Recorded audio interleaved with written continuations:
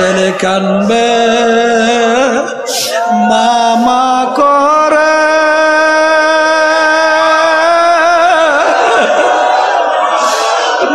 কালবে মামা করে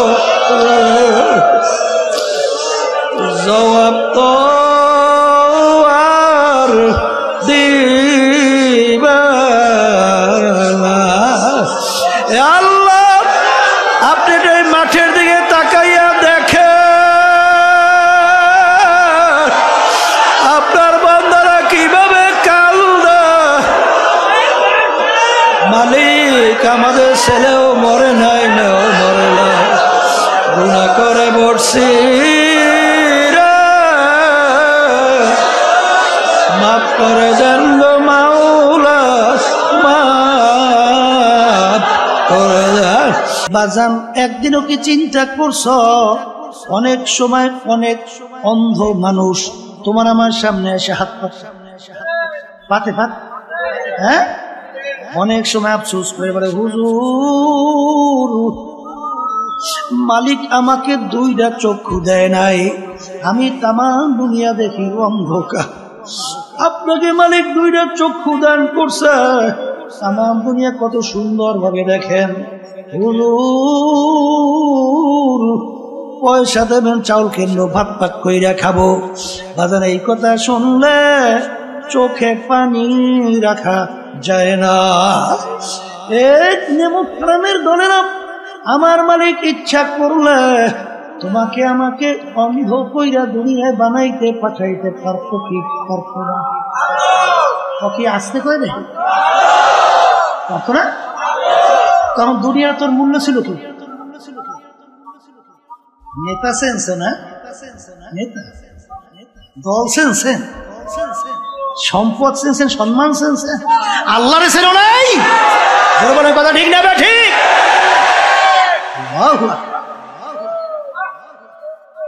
এক কবরের যাত্রীরা সই না রাখো, আজকে দল চেঞ্জ, দলের নেতা নেত্রী চেঞ্জ। আমি কোরআনুল কারীমের ভিতরে মালিক কি বলছেন শুনে রেখা যায়, মানবেন কিনা জানি না। আমার মালিক বলতেছেন কোরআনুল কারীমের মধ্যে, ইয়াউমা নাদউ কুল্লা উনাসিন বিইমামিহিম, কিয়ামতের ময়দানে আমার মালিক প্রত্যেকটা মানুষকে তার দলের নেতা নেত্রীর সঙ্গে ডাকবে। এখানে কি প্রত্যেকটা মানুষ না দুই একজন? হ্যাঁ, এখানে প্রত্যেকটা মানুষকে রব্বুল আলামিন তার দলের নেতা নেত্রীর সঙ্গে ডাকবে। আমি বলছি না আল্লাহ। আর যদি ভুল হয় বলেন হুজুর আপনি আয়াত করছেন, অর্থ করছেন ভুল, নাউজুবিল্লাহ, ভুল না? তা যদি ভুল না হয় তা আল্লাহর কথা। আচ্ছা, তাহলে প্রত্যেকটা লোককে তার দলের নেতা নেত্রীর সাথে ডাকবে। ডাইকে রব্বুল আলামিন বলবেন তোর দলের নেতা নেত্রী যেদিকে যায় ওদের পিছনে পিছনে সেদিকে যা।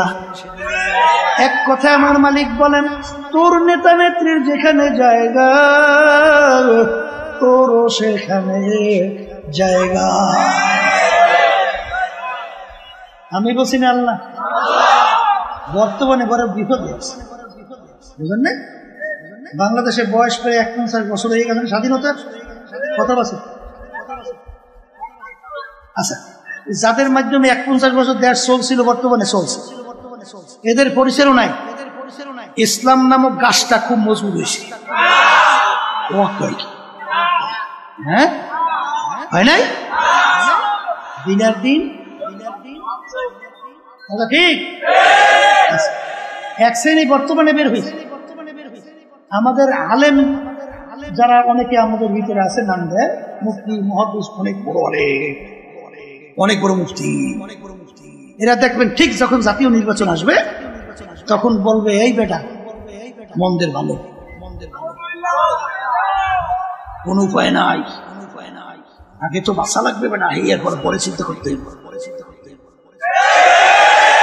আমরাও দেশে কয় না, না ও আমরাও দেশেও কয়, ও আল্লাহ দেশেও আছে না। কি কইবে মন্দের এ কপাল পোড়া, এই 49 বছর স্বাধীনতার বয়স, এই 49 বছরে মন্দের ভালো শেষ হয় না।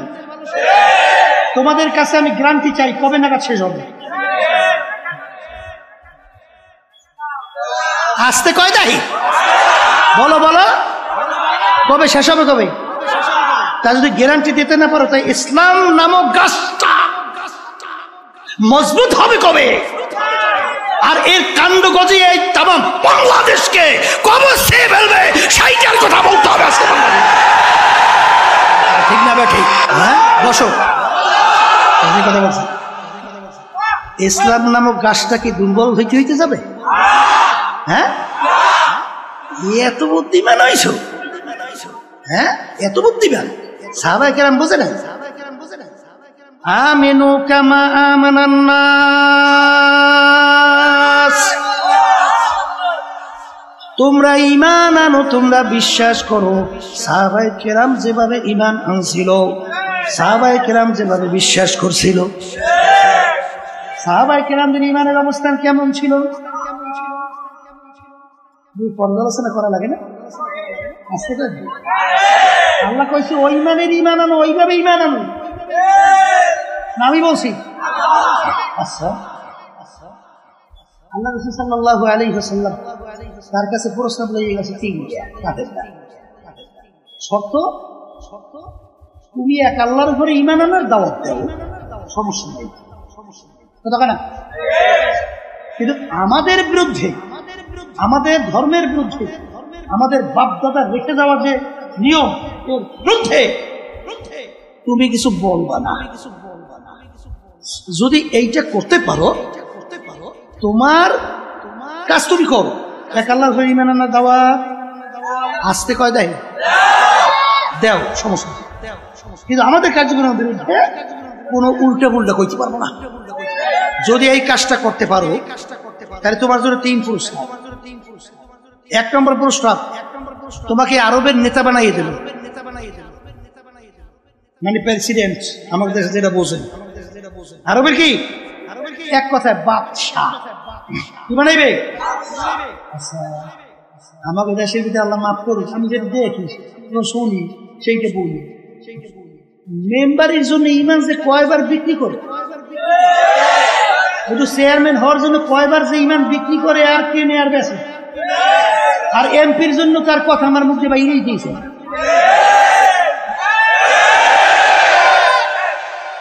এই আল্লাহর বান্দারা, বর্তমানে শুনছি জাতীয় নির্বাচনের সময় বলে 1000 টাকা দিলেই বলে আবার ঈমান বিক্রি করে বিভিন্ন কাজে কি করে, ঠিক না? এ কপাল পোড়া। তোর দাম একটা ইলিশ মাছের দামও হয় না?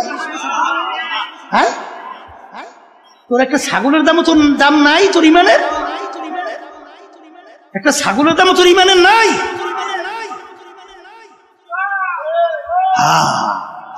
আমিনু কামা আমানান নাস, ঈমান আনো সাহাবায়ে কেরাম যেভাবে ঈমান আনছিল। 1 নম্বর বাদশা বানাই দিল। 2 আরবের ভিতরে সবচেয়ে বড় ধনী বানাই দেব। বুঝেন নাই? এই টাকা পয়সার জন্য, সম্পদের জন্য তো কতবার ইমাম বেঁচে আর কেনে আর তামসা করে না। 3 নম্বর প্রস্তাব, আরবিদের সবচেয়ে সুন্দরী মেয়েটা তোমার জন্য বিবাহের ব্যবস্থা করবে। এই জন্য তো সব পাবে, আসতে তো যতদিন সব পাল্লাপাল্লি, মারামারি, কাটাকাটি, এই খুব খারাপি, গুম, সবাই এগুলো অন্য কিছু। হ্যাঁ, আল্লাহ রাসূল সাল্লাল্লাহু আলাইহি ওয়াসাল্লাম ওদের এই প্রস্তাব মানছে না? হ্যাঁ, আল্লাহ রাসূল সাল্লাল্লাহু আলাইহি ওয়াসাল্লাম বলেন, হে কাফেরেরা, আরবের রাজা বানাবি আর ধনী বানাবি, সুন্দরী মেয়ে বিবাহের ব্যবস্থা করবে। শোন, যদি আকাশের ভিতরে চাঁদ দেখো না, চাঁদ ওইটা যদি আমার এক হাতে আর এক হাতে সূর্য নামাইয়া দেয়, অসম্ভব। তারপর আমি এক আল্লাহর উপরে ঈমান আনার দাওয়াত এবং তোদের অন্যায়ের বিরুদ্ধে আমি বলতেই থাকবো। আর বর্তমানে একদল বেরিয়েছে, আল্লাহ মাফ করুক।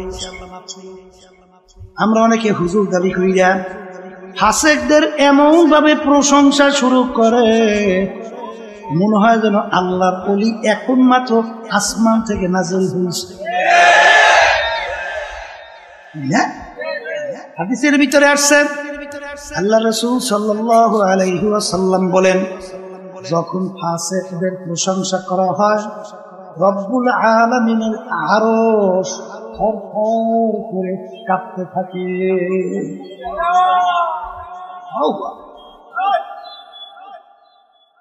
বলছিলাম যে বারবার যদি মন্দের ভালো শব্দ হয়, ইসলাম নামক গাছটা মজবুত হবে। ঠিক না? গ্যারান্টি চাইছিলাম, দিতে পারবি না, পারছেন? এই যে আল্লাহর কত ফজলুল করে রাহমাতুল্লাহ আলাইহি রব্বুল আলামিন, তার ভিতরে আল্লাহ রব্বুল আলামিন ইলহাম, কথা ঠিক না? ঠিক।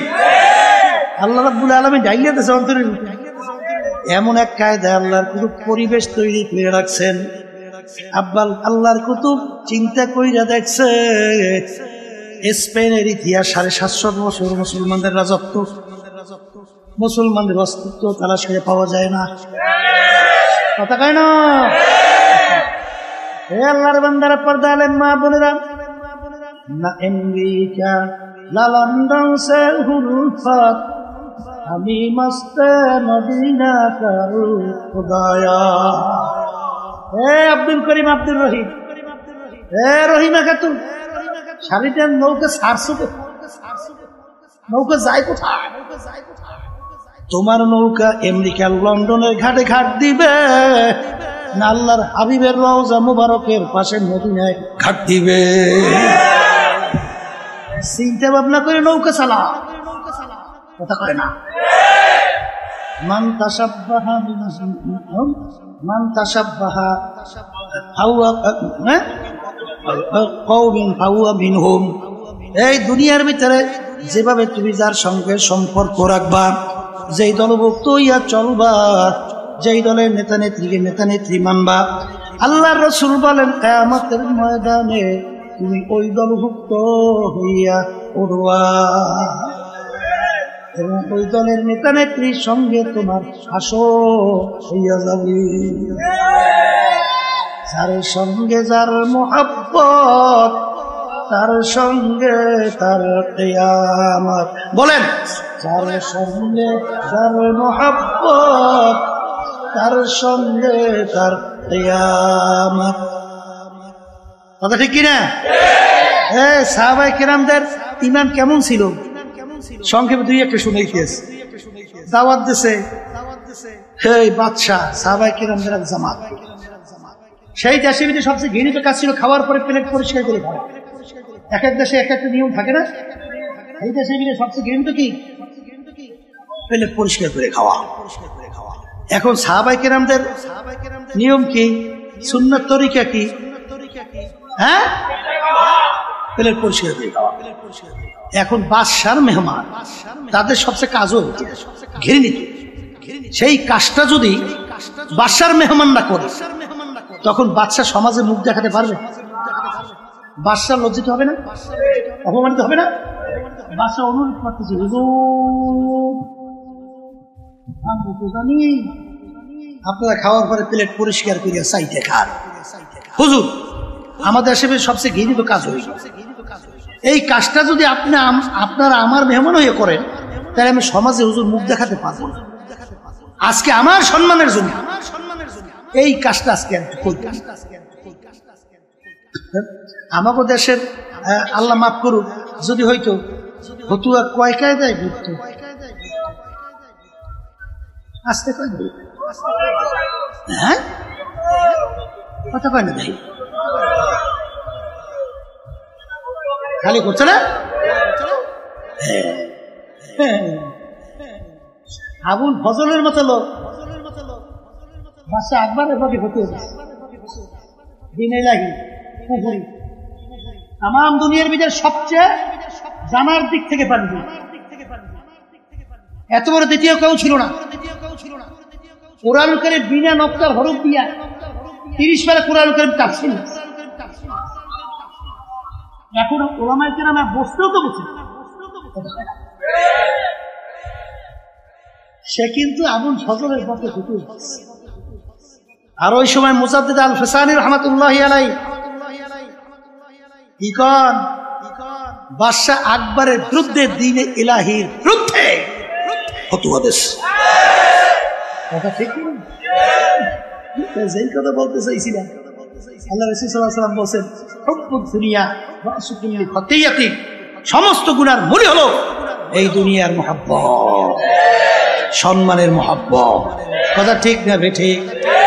এ কবরের যাত্রীরা, আমরা কেউ দুনিয়াতে থাকতে পারবো না, কেউ থাকতে পারেও নাই।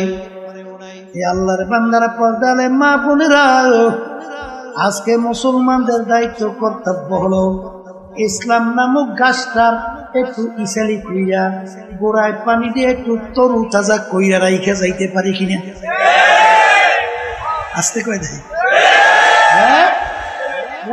যদি মাটি নিতে না যায়, ওই ঈদের উপরে কোনোদিন বিল্ডিং হয়? এখন যে ঈদ মাটির নিচে যাইবে, ও কোনোদিন বলবে, ও কোনোদিন চাইবে যে আমার তো কোনোদিন কেউ দেখবি, আমি মাটির নিচে যাব? কোনোদিন বিল্ডিং তৈরি হবে না। তোমার আমার মতো যদি ইসলামের নামক বৃক্ষটা আজকে রোপণ কইরে একটু চারাটা একটু সেলি কইরা একটু পানি দিয়ে সতেজ কইরা রাইখে যাইতে পারি, আল্লাহ ভালো জানে, বলতে পারি না কবে কি হবে। এই একদিন আল্লাহর ফজল করমে ইসলাম নামক গাছটা একটা বড় বৃক্ষে আল্লাহর ফজলে পরিণত হবে। কথা ঠিক না বেটি? রাজি আছেন কিরাকাটা? সবাই না দুই একজন? নারায়ে তাকবীর। আল্লাহুম্মা মিন হাত নামান। दिन के सूरज डूब रही है हम लोगों के सामने, रोज़े महशर क्या जब है मुस्तफा की सामने। एक कबरेर যাত্রীরা, আল্লাহর বান্দারা, পর্দার আড়ালের মা বোনেরা, বাজান আমাদেরকে মালিক বানাইলেন তার ইবাদতের জন্য। ইবাদত শব্দের অর্থ মালিকের হুকুম অনুযায়ী চলা। বাজান নামাজ পড়া যেরকম নাকি ইবাদত, নামাজ না পড়াও কিন্তু ইবাদত। রোজা রাখা যেরকম নাকি ইবাদত, রোজা না রাখাও কিন্তু ইবাদত। মালিক আমাদেরকে বানাইলেন তার ইবাদতের জন্য। অনেকে প্রশ্ন করতে পারেন, হুজুর তাহলে অন্যান্য মাখলুকাত গুলো আমার মাওলা কেন বানাইলেন? আমার মালিক কোরআনুল কারীমের ভিতরে বলেন, ওয়া খুলিকা লাকুম মা ফিল আরদি জামিআ, অন্যান্য মাখলুকাত গুলো আমি বানাইলাম তোমাদের জন্য। এ আল্লাহর বান্দারা, কবরের যাত্রীরা, আমরা যে সূর্য দেখতেছি, সূর্য আমাদের মানুষের দরকার আছে না নাই? একটা মানুষ দুনিয়ায় না থাকলে সূর্যের কিন্তু কিছু আসে যায় না। বাজান, গাভী গরু আমাদের দরকার আছে না নাই? একটা মানুষ দুনিয়া না থাকলে গাভী গরুর কিন্তু কিছু আসে যায় না। বাজান, হালি গরু আমাদের দরকার আছে, গাছ আমাদের দরকার আছে না? একটা মানুষ দুনিয়া না থাকলে গাছের কিন্তু কিছু আসে যায় না। এ কবরের যাত্রীরা, এ আল্লাহর বান্দারা, এ পর্দা আলেম মা বোনেরা, ভালো কইরা বোঝো, অন্যান্য মাখলুকাত মালিক বানাইলেন আমাদের জন্য। আমাদেরকে বানাইলেন মালিক তার ইবাদতের জন্য। ইবাদত শব্দের অর্থ বলছে মালিকের হুকুম অনুযায়ী চলা। নামাজ পড়া যেরকম নাকি ইবাদত, নামাজ না পড়াও কিন্তু ইবাদত। অনেকে বলে, হুজুর নামাজ না পড়লে ইবাদত কিভাবে হয়? সূর্য উঠতেছে ওই সময় যদি নামাজ পড়ে সব না গুনাহ? সূর্য মাথার উপরে চলে আসছে, নামাজ পড়লে সব না গুনাহ?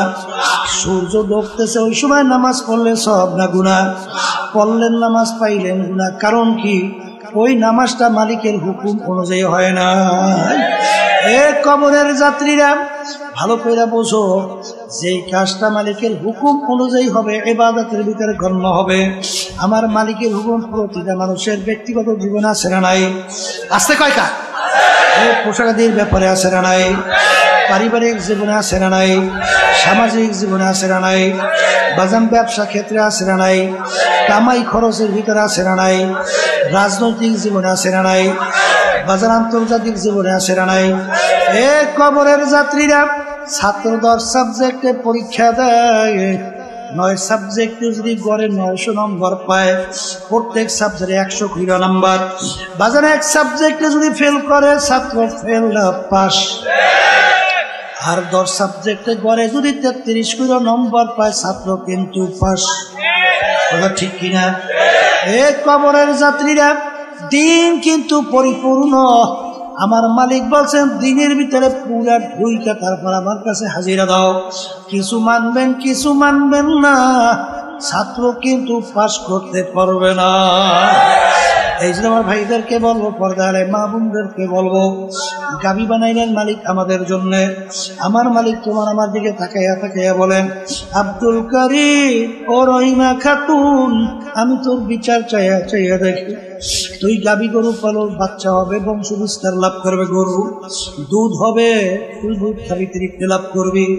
আমি তোর বিচার চাইয়া দেখি, তুই গাবি গরুটা এখন বাচ্চাও দেয় না, দুধও দেয় না। তুই কি করলি? গাবি গরুটাকে তুই ফালাইয়া দাও নাই, ছুরি ধার করলি, গাবি গরুটাকে শোয়াইলি, জবাই করে চামড়া খুইলে গোস্ত পাক করে নিজে আত্মীয় স্বজন নিয়ে খাইলি। খা বন্ধান, আমি তোর জন্যই বানাইলাম। আম গাছ বানাইলাম আম খাওয়ার জন্য। আম লাগাইলে আম হয় না, আমি তোর বিচার চাইয়া দেখি। আম গাছ কাটলি, তক্তা তৈরি করলি, বাকি অংশ লাকড়ি তৈরি করে আগুন জ্বালিয়ে ভাত তরকারি পাক করে খাইলি। খাবন আমি তোর জন্যই বানাইলাম। তোদেরকে আমি বানাইছিলাম আমার ইবাদতের জন্য। আমি তোর বিচার চাইয়া চাইয়া দেখি। ফজরের সময় মুয়াজ্জিন তোকে আমার পক্ষ থেকে ডাকে, আসসালাতু খায়রুম মিনান নাওম, ঘুম হইতে নামাজ ভালো। তুই নাকটাই না ঘুমাও, তুই আমার হুকুম পালন করতে মসজিদে যাও নাই। তোকে আমি ফজরে আমার ইবাদতে পাই নাই, জোহরে ডাকলাম তোকে আমি পাই নাই, আসরে ডাকলাম পাই নাই, মাগরিবে ডাকছি পাই নাই, ইশায় ডাকলাম পাই নাই। হারাম হালাল তো মিস কইরা খাইতে চলতে বললাম, খাও নাই, চলো নাই। আরে জুলুম করতে মানা করলাম, ছাড়ো নাই। মিথ্যা কথা বলতে মানা করলাম, ছাড়ো নাই। বেপর্দা চলতে মানা করছি, বেপর্দায় চলছো, পর্দা করো নাই। এক কথায় তোকে আমি ইবাদতে পাই নাই। এখন তোর বিচার তুই কর। তোকে আমি বানাইছিলাম আমার ইবাদতের জন্য। এখন তোকে মানুষ জবাই করে খাইবে, তাও তো জায়েজ রাখি নাই। এ বান্দা বান্দি, তোর বিচার কর। তোকে এখন আমি কোন কাজে লাগাবো ভালো করে যাই না রাখিস। আমার একটা কাজ আছে, আমার একটা চুলা আছে, ওই চুলার নাম হলো জাহান্নাম। وقودها الناس والحجارة أعدت للكافرين। এই কবরের যাত্রীরা আমি বলি না, আল্লাহ বলছে। জোরে বলো কে বলছে? জোরে বলো কে বলছে? আমার মালিক বলেন, শুইনারা তোর মতোই নাফরমানের আমার জাহান্নামের আগুন জ্বালাইতে হাজালি লাগবে। আল্লাহ আপনি আমাকে আমাদের সবাইকে মাফ করে। কবরের যাত্রীরা আসলে তোমার আমার চিন্তাও নাই, চেষ্টাও নাই, চোখেও পানি নাই। বাজান ইতিহাস পড়িরা দেখো, আল্লাহু আল্লাহ। মুসা আলাইহিস সালাম রওনা করলেন আল্লাহর সঙ্গে দেখা করার জন্য। পথের পাশে দেখে একটা পাথর যার যার কাঁদতে আছে। মুসা আলাইহিস সালাম বলে, পাথর তুমি কেন কাঁদো? পাথর বলে, জামানার নবী মুসা কোথায় রওনা করছে? মালিকের সঙ্গে দেখা করার জন্য। পাথর ডাক দিয়ে বলে, হে জামানার নবী মুসা, আপনি একটু আমার কথা মালিকের কাছে বলিয়েন যে অমুক জায়গায় একটা পাথর তোমার ভয়, তোমার জাহান্নামের ভয়, কানতে কানতে নহর জারি করছে। পাথর তোমার জাহান্নামের আগুন থেকে মাপ চায়। মুসা আলাইহিস সালাম বলে, মালিক পাথর তোমার ভয়, জাহান্নামের ভয়, কান্দে জাহান্নাম থেকে মাপ চায়। রব্বুল আলামিন বলে, হে জামানার নবী মুসা, তুমি পাথরকে জানাইও ওকে আমি জাহান্নামের আগুনে জ্বালাবো না। বাজান মুসা আলাইহিস সালাম বলে, পাথর তোর কপাল ভালো, আমার মালিক তোর কান্না কবুল করছেন, তোকে মালিক জাহান্নামের আগুনে জ্বালাবে না। পাথরের কান্না বন্ধ হয়ে গেল। কিছুদিন পর যখন ওই পথ থেকে রওনা করলো, দেখে পুনরায় আবার পাথর কান্দে। নবী ধুমুক দিয়ে বলে, পাথর তুই কি আমার কথা বিশ্বাস করো নাই? তুই আবার কেন কান্দ? পাথর বলে, নবী রে, কথা বিশ্বাস করছি, কিন্তু চিন্তা ভাবনা কইরা দেখলাম আমি যদি না কান্দতাম আপনার নজরেও পড়তাম না। আপনার নজরে না পড়লে আপনি আমার কথা মালিকের কাছে বলতেও পারতেন না। পাথর বুঝি আমি জাহান্নাম থেকে মাপও পাইতাম না। যেই কান্নার ছিল আমি পাথর জাহান্নামের আগুন থেকে মাপ পাইলাম, ওই কান্না পাথর আমি কিয়ামত পর্যন্ত আর ছাড়ব না। এই আল্লাহর বান্দারা, কবরের যাত্রীরা, একটা পাথর যদি মাওলার ভয় কাঁদতে কাঁদতে নহর জারি করতে পারে, তোমার আমার গুনার কথা মনে কইরা, জাহান্নামের কথা মনে কইরা, কিয়ামতের কঠিন মুহূর্তের কথা মনে কইরা, তোমার আমার চোখে কেন পানি আসে না? এ কবরের যাত্রীরা, যেই মামলার তদবির নাই, ওই মামলারও কিন্তু খালাস নাই। এ কবরের যাত্রী, আল্লাহর বান্দারা, বাজার কোন সম্পদের পিছনে পড়ছো, কোন সম্মানের পিছনে পড়ছো, কোন দলের পিছনে পড়ছো, কোন নেতা নেত্রীর পিছনে পড়ছো রে বাবা? আরে বাংলাদেশের কত ঘটনা মাঝে মধ্যে মালিক দেখায়। কিছুদিন আগে বাজান যমুনা গ্রুপের মালিক বাজান করোনা ভাইরাস আক্রান্ত হইল। যখন শ্বাস টানতে ছাড়তে পারে না, বাংলাদেশের ভিতরে উল্লেখযোগ্য ধনীর ভিতরে একজন ডাক দিয়ে ডাক্তারকে বলে, ডাক্তার তুমি যদি আমার শ্বাস টানা ছাড়ার ব্যবস্থা করতে পারো, কলম কাগজ নিয়ে আসো, সমস্ত সম্পদ তোমাকে আমি লিখে দেব, তবু তুমি একটু আমাকে শ্বাস টানা ছাড়ার ব্যবস্থা করে দাও। আর ডাক্তার শ্বাস টানা ছাড়ার ব্যবস্থা করতে পারে নাই। এ দুনিয়াদার পাগল, কখন কোন সময় কিভাবে মালিকের পক্ষ থেকে ডাক আসবে তোমারও জানা নাই, আমারও কিন্তু জানা নাই। বাজান কয়েক মাস আগে শুনছো, আরে ঢাকা সদরঘাট থেকে লঞ্চ ছাড়লো বরগুনাগামী। বাজান পানির ভিতরে লঞ্চে আগুন ধইরা গেল। এখন ছেলে মোবাইল কইরা বলে, আব্বাজান দেখা হবে কিয়ামতের ময়দানে। সন্তানের বাপের সঙ্গে দেখা করতে পারে নাই, পুইরা ছাই হয়ে গেল। এ কবরের যাত্রীরা, এত টাকা রাখবা কোথায়? কাপনে যে পকেট, এমন ঘরে থাকতে হবে যেই ঘরে নাই বাতি, এমন ঘরে থাকতে হবে যেই ঘরে নাই সাথী। এ বড় লোক আমার বাবারা, হে ধনী আমার বাবারা, এ ধনীর সম্পূর্ণ ক্ষমতা সম্পন্ন আমার বাবারা, কোন ক্ষমতার পিছনে পড়ছো, কোন সম্পদের পিছনে পড়ছো? আল্লাহ আল্লাহ, এত টাকা রাখবা কোথায়? কাপনে যে পকেট নাই। আল্লাহ আপনি আমাদের সবাইকে মাফ করেন।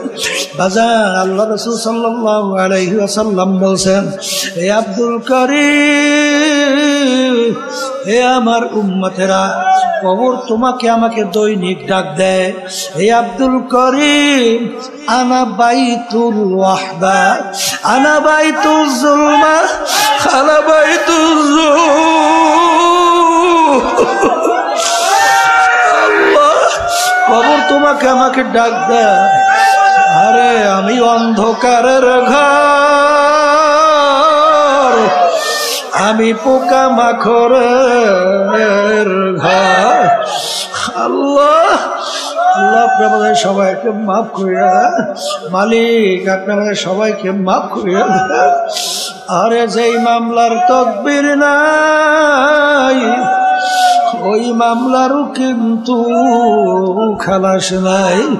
এ কবরের যাত্রীরা, সাহাবায়ে কেরামদের ইতিহাস পড়িয়া দেখো, আল্লাহর ওলিদের ইতিহাস পড়িয়া দেখো, তারা কাঁদতে কাঁদতে তারপর মাওলার কবরে চইলা গেছে। বাজান গুনার পর গুনাহ করতেছে, কই একদিন একটু চোখেও তো পানি আসলো না। আর চোখের পানি ছাড়া জাহান্নামের আগুন ঠান্ডা